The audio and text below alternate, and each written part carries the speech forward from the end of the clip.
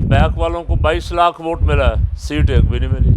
97 میں ہم نے آپ کے اسی سسٹم کے خلاف بائیکاٹ کر دیا۔ حضرت مولانا شاہ امین نورانی رحمۃ اللہ علیہ کو کشمیر میں اہل سنت و جماعت بار بار ریکویسٹ کرتے تھے، اعوذ باللہ من الشیطان الرجیم، بسم اللہ الرحمن الرحیم، ان اللہ وملائکتہ یصلون علی النبی یا ایہا الذین آمنوا صلوا علیہ وسلموا تسلیما۔ اللہم صلی علی سیدنا مولانا محمد وعلی آل سیدنا مولانا محمد واصحاب سیدنا مولانا محمد وبارک وسلم وصلی علیہ۔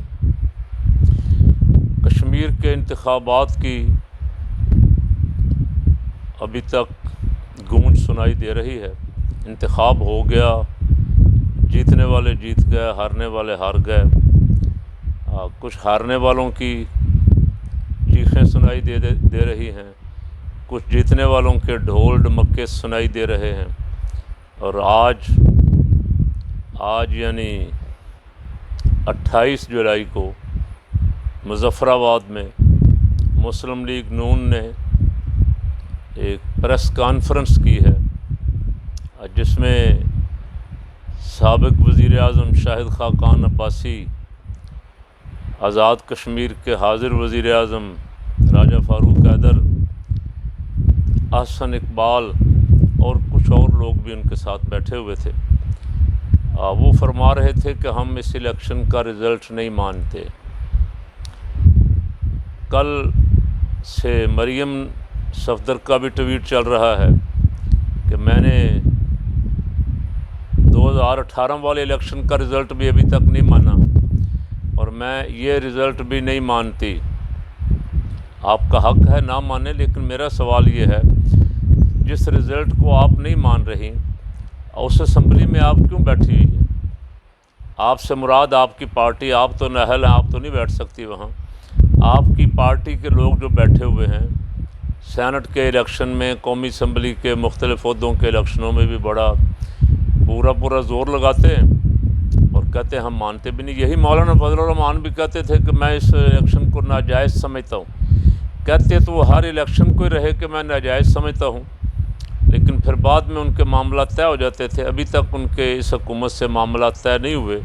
وہ کہتے ہیں میں اس الیکشن کو ناجائز سمجھتا ہوں، اس اسمبلی کو ناجائز سمجھتا ہوں، لیکن ان کی پارٹی کے ممبران محترم، میرے سارے دوست بزرگ، وہ بھی ابھی تک اس اسمبلی سے تنخواہیں لے رہے ہیں اور مولانا کا صاحبزادہ بھی تنخواہیں لے رہا ہے۔ اسی طرح مریم نواز کا سارا ٹولہ جو ہے وہ تنخواہیں بھی لے رہا ہے اور ساتھ مزے بھی اڑا رہا ہے ایم این اے شپ کے، اور ساتھ یہ بھی کہہ رہے ہیں کہ ہم 2018 کے رزلٹ کو نہیں مانتے اور یہ جو کشمیر میں الیکشن ہوا ہے اس رزلٹ کو بھی نہیں مانتے۔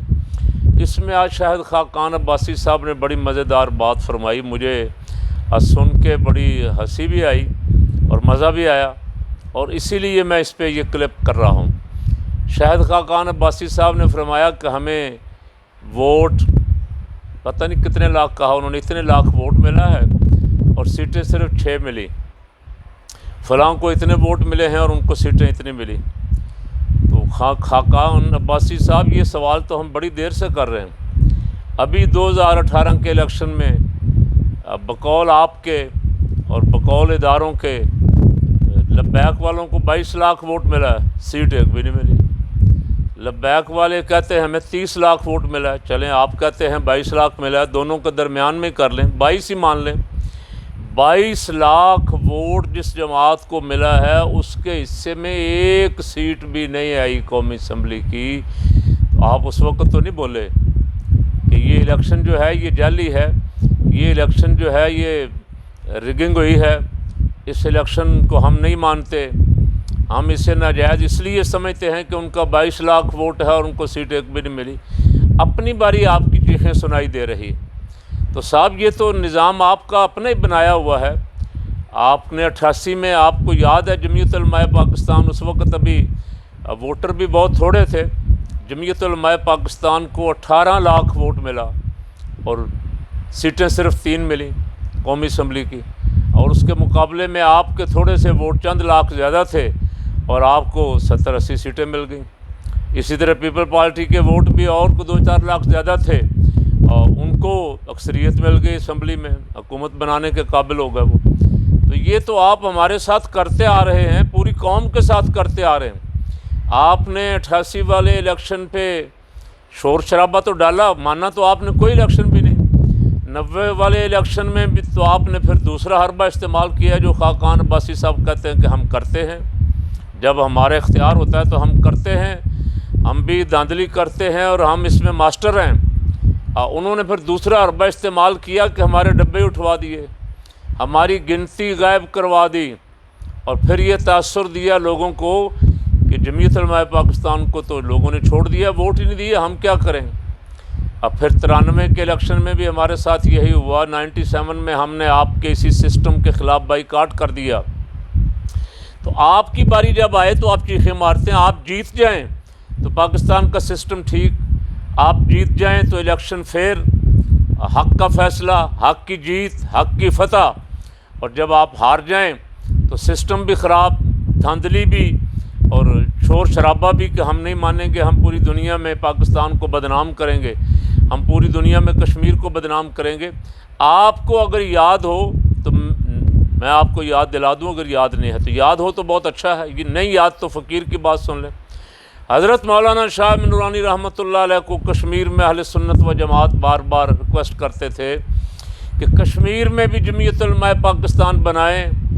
मौलाना रहमतुल्लाह अलैह का मौक़िफ़ ये था, अल्लाह ने उनको बसीरत अता फरमाई थी, वो फरमाते थे कि पाकिस्तानी सियासी जमातें जो हैं वो कश्मीर के इलेक्शन में मुदाखलत ना करें, वहाँ की सियासी जमातों को वहाँ इलेक्शन लड़ने दें, पाकिस्तान वाली सियासी जमातें पाकिस्तान में अपना काम करें। अगर ये जाके मुदाखलत करेंगी तो जो हुकूमत होगी वो इंटरफेयर करेगी, नतीजा ये होगा कि हमारा कश्मीर का मुकदमा कमज़ोर होगा। उस वक्त आपने ये बात नहीं मानी, आपके हाथ में इख्तियार था, पावर थी, और मेहरबान सारे आपके साथ थे। आज जिनके ख़िलाफ़ आप बोल रहे हैं, आज जिनके आप कीड़े निकाल रहे हैं कि बुला बुला के इंटरव्यू करते हैं उम्मीदवारों का, वो आपके साथ थे। किबला आपने उस वक्त मौलाना की बात ही नहीं सुनी, आप कश्मीर में जाके बड़ी बड़ी बड़के मारते थे। ये परवेज़ रशीद नहीं कहीं काबू आता था, ये वहाँ खलो के बड़ी बड़ी छोड़ता था और तकरीरें करते थे। आप वहाँ जाके कश्मीर की सियासत को गदला आपने किया, कश्मीर की सियासत को आपने ख़राब किया। काश आप मौलाना शाह नूरानी रहमतुल्लाह अलैह की बात मानते, वहाँ की सियासी जमातों को वहाँ के इंतखाब लड़ने देते, वो जो भी जीतता जो हारता पाकिस्तान की हुकूमत उसके साथ खड़ी होती, जो जीतता वहाँ। मौलाना शाह नूरानी रहमतुल्लाह अलैह बरतानिया में भी मुसलमानों से, अमेरिका के मुसलमानों से भी ये फरमाते थे कि यहाँ पार्टियाँ ना बनाएं, पाकिस्तान वाली पार्टियाँ ना बनाएं, ये पीपल पार्टी है, ये मुस्लिम लीग है, ये फ़लाँ पार्टी है, ये फ़लाँ पार्टी है। वहाँ सिर्फ वहाँ की सियासी जमातों में शामिल हो जाएं और अपना असर रसूख इस्तेमाल करें, इंतखाब में हिस्सा लें, असम्बलियों में पहुँचें, ताकि मुसलमानों के हकूक़ का आप तहफ़्फ़ुज़ कर सकें। लेकिन आपने वो बात भी नहीं मानी, आपने वहाँ भी पार्टियाँ बनवाई, वहाँ भी मुसलमानों को तकसीम किया। अगर मुसलमान उस वक्त जब मौलाना शाह नूरानी रहमतुल्लाह अलैह फरमाते थे वहाँ की सियासत में हिस्सा लेते और उन पार्टियों में शामिल हो जाते जैसा कि बाद में हुए। अब अल्हम्दुलिल्लाह बहुत सारे मुसलमान पार्लियामेंटेरियन वहाँ मौजूद हैं जो असम्बलियों में पहुँचे, वहाँ अमेरिका में भी और बरतानिया में। अगर उस वक्त ये बात मान ली जाती और आप पार्टियाँ बना के अपना सरसूख इस्तेमाल कर कि वहाँ के मुसलमानों को भी ख़राब ना करते, तो आज आपके 2, 4, 10 की बजाय 50-50 बंदे वहाँ असम्बलियों में होते और आपकी गिरफ्त वहाँ बहुत मजबूत होती, मुसलमानों के हकूक़ का तहफ़्फ़ुज़ होता अमेरिका में भी बरतानिया में भी, और उसका फ़ायदा पूरी दुनिया इस्लाम के मुसलमानों को पहुँचता। लेकिन आपने उस वक्त नहीं सुनी। अब आप कश्मीर में बैठ के जाके रो रहे हैं, मुज़फ़्फ़राबाद में अब इलेक्शन कश्मीर का हो रहा है, अब वक्त यहाँ जाती उमरा में पड़ा हुआ है, वक्त यहाँ बनी गाला में पड़ा हुआ है। अब भी वक्त है। मैं फिर मौलाना शाह नूरानी रहमतुल्लाह अलैह की दावत दोहराता हूँ। मैं आपसे कहता हूँ कि अपनी अपनी सियासी, अगर आप मुखलिस हैं कश्मीर काज के साथ, तो सब अपनी अपनी सियासी पार्टियाँ वहाँ से ख़त्म करके कश्मीरियों को आज़ाद छोड़ दें, वो अपनी मर्ज़ी से अपनी सियासी पार्टियों का साथ दें, आपस में इलेक्शन लड़ें اور جو بھی ان میں سے جیت جائے وہ اسے حکومت بنانے کا وہاں حق ہو، اور پاکستان کی جو بھی وفاق میں حکومت ہو وہ ان کی بھرپور حمایت اور مدد کرے، اور ان کی آزادی کے لیے سیاسی اور اخلاقی طور پہ جو جنگ لڑنی چاہیے وہ لڑے۔ پاکستان میں انتخابات کو آپ نے گدلا کیا، کشمیر کے انتخابات کو آپ نے سیاسی جماعتوں نے خراب کیا۔ اب مجھے تو سمجھ نہیں آئی آج تک کہ کس طرح آپ مطمئن ہوں گے، ساری پارٹیوں کو میں کہہ رہا ہوں، کبھی میری گفتگو سے وہ ناراض ہو جاتے ہیں، کبھی وہ ناراض ہو جاتے ہیں، اس لیے میں آج نام لیے بغیر سب سے کہہ رہا ہوں، آپ نے گندا کیا پاکستان کی سیاست کو، آپ نے گندا کیا کشمیر کی سیاست کو، اور اپنا گند آپ وہاں ڈالنے کشمیر میں پہنچے ہوئے ہیں سارے۔